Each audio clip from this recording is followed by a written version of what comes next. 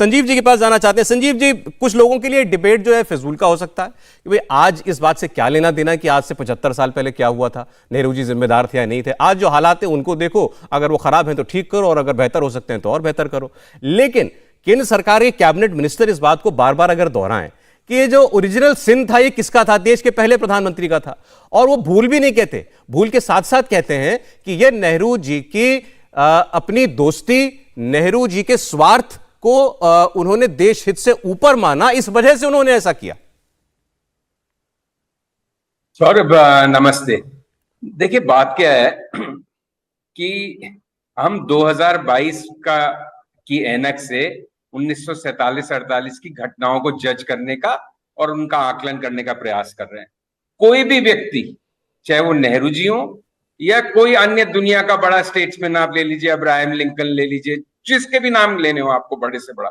जब भी आप उसका आकलन करेंगे तो ऐसा नहीं हो सकता कि वो इतना महान था कि उसने सब कुछ सही किया या मतलब उससे कभी कोई गलती नहीं हुई। तो सबसे पहले तो मैं इस तथ्य से ही सहमत नहीं हूं कि भाई नेहरू जी एक बहुत बड़े नेता थे, बड़े स्टेट्समैन थे, उनका योगदान अतुलनीय है, लेकिन उनसे मिस्टेक्स हुई और कश्मीर पॉलिसी और चाइना पॉलिसी दो उनकी बड़ी मिस्टेक्स रही। लेकिन जहां पे मैं असहमत होना शुरू होता हूं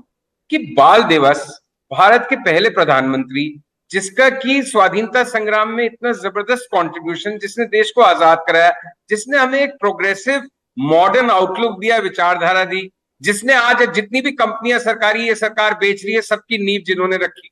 जो एक मॉडर्न इंडिया बना है, उसकी मतलब उसकी पूरी आधारशिला जवाहरलाल नेहरू ने लिखी है। तो हम उनके जन्मदिन के दिन, ठीक है किसी भी दिन हम उनका स्तुतिगान नहीं करें, लेकिन हम कश्मीर की समस्या जो 70 साल से जारी है उसको लेके वो आज उनकी बखिया उधेड़े, ठीक है, परफेक्टली विद इन, मतलब लोकतंत्र की यही तो आनंद है कि क्यों नहीं कर सकते। लेकिन बात यह है, और मैं इस बात से सहमत हूं कि कश्मीर पॉलिसी नेहरू जी की उसमें मिस्टेक्स रही, इंटरनेशनलाइज करना। लेकिन मैं इतनी तिथियों के साथ जितना अभय दुबे जी और हमारे उपाध्याय जी साहित्यकार मतलब इतिहासकार ने जितनी तिथियां दी, मैंने तो एक मोटी मोटी वीपी मेनन की किताब पढ़ी है, इंटीग्रेशन ऑफ प्रिंसली स्टेट, जिसको मैं सबसे अथॉरिटेटिव वर्क्स में से एक मानता हूं, और क्योंकि मुझे उसका शौक है तो मैंने 2-4 बार पढ़ी हुई है वो किताब। तो उनकी 2 किताबें वीपी मेनन की, जो उस समय के गृह सचिव थे, जो कश्मीर गए थे ये इंस्ट्रूमेंट ऑफ एक्सेशन साइन कराने। अरे भाई स्टैंड स्टिल एग्रीमेंट, हम हरि सिंह जी को क्या कोस रहे हैं, जोधपुर के राजा स्टैंड स्टिल एग्रीमेंट करना चाह रहे थे,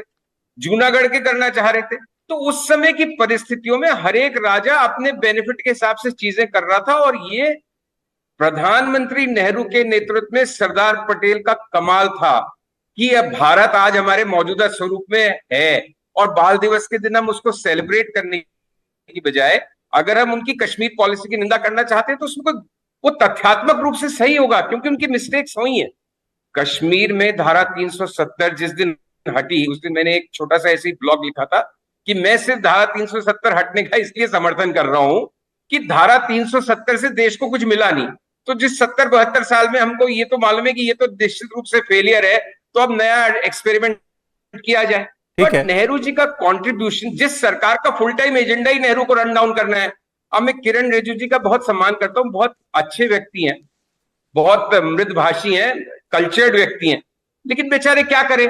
उनका एजेंडा ही इस सरकार का है कि नेहरू को रन डाउन करो। नहीं तो संजीव जी, देखिए किसी का एजेंडा हो सकता है, ये बीजेपी का आरएसएस का एजेंडा हो सकता है कि रन डाउन करना है नेहरू जी को या गांधी परिवार को, ठीक है, ये समझा जा सकता है। लेकिन अगर वो फैक्चुअली सही है तो फैक्ट अगर तो उसको हमें एक्नॉलेज करना पड़ेगा। आज की बहस जो है फैक्ट्स पर है, जो फैक्ट किरण रिजिजू बता रहे हैं क्या वो सही है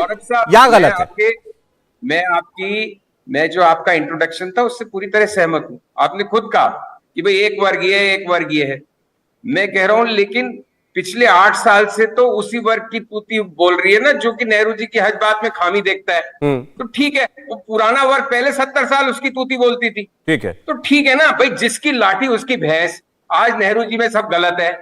किसी समय नेहरू जी में सब अच्छा था। सर अगर ये केवल पॉलिटिकल मुद्दा होता तो बात शायद ये यहीं पर खत्म हो जाती कि चलिए वो भी पहले अपने दौर में कर चुके हैं, आज इनका दिन आया ये कर रहे हैं। लेकिन जब आप स्कूल की किताबों में बच्चों को पढ़ाएंगे जब आप स्कूल की किताब में बच्चे को बताएंगे कि क्या हुआ था 1947 को, कश्मीर का मुद्दा क्या था, कश्मीर में 370 क्यों लगी थी, आज पीओके गिलगित बाल्टिस्तान हमारे पास क्यों नहीं, अक्साई चिन कहां चला गया, तो जब उनको ये बताएंगे तो उनको फैक्ट सही बताना पड़ेगा, और ये हम सबकी जिम्मेदारी है। इसमें कोई शक नहीं है कि कश्मीर में नेहरू जी से ब्लंडर्स हुए। जिस तरह से मैं आपको बताऊं, अभी जो फॉरेन सेक्रेटरी रिटायर हुए हैं गोखले साहब, उनकी अगर आप पुस्तक पढ़ें, 1-1.5 साल पहले रिटायर हुए हैं वो, उन्होंने चीन के संदर्भ में, मैं थोड़ा विषय से हट रहा हूं, तो 1948 में जब चीन में माओ से तुंग और कम्युनिस्ट पार्टी का शासन हुआ, तो हम प्रोएक्टिवली होके अड़ गए इस बात पे कि हम वो पहला देश बने जो उनको रिकॉग्नाइज करे चाइना को। और मतलब जो चीन नया नया आजाद हुआ था वो इस बात के लिए लालायित था कि कोई उसको रिकॉग्नाइज करे, उसको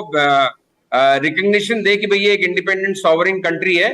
वो उसने जब देखा कि भारत इतना एक तरह से मचला हुआ सा है अपने को ये दिखाने के लिए कि हम पहले जो व्यक्ति हैं, पहले राष्ट्र हैं जो एशिया की इस बड़ी राष्ट्र को रिकॉग्नाइज करेंगे, तो उल्टा उसने शर्तें रख दी चीन ने कि हम इंडिया से रिकॉग्निशन तभी लेंगे जब आप ये चीजें मंजूर करेंगे, जब आपका एनवॉय हमारे पास आएगा। तो ये 2-1 मिस्टेक्स बड़ी हुई हैं, बट नेहरू जी का जो टोटल मूल्यांकन है उसमें उनके पॉजिटिव्स और प्लसेस। ठीक बात। इंडिया टीवी हर वक्त हर जगह डाउनलोड करने के लिए सर्च करें India TV news Google play store या ऐप स्टोर पर।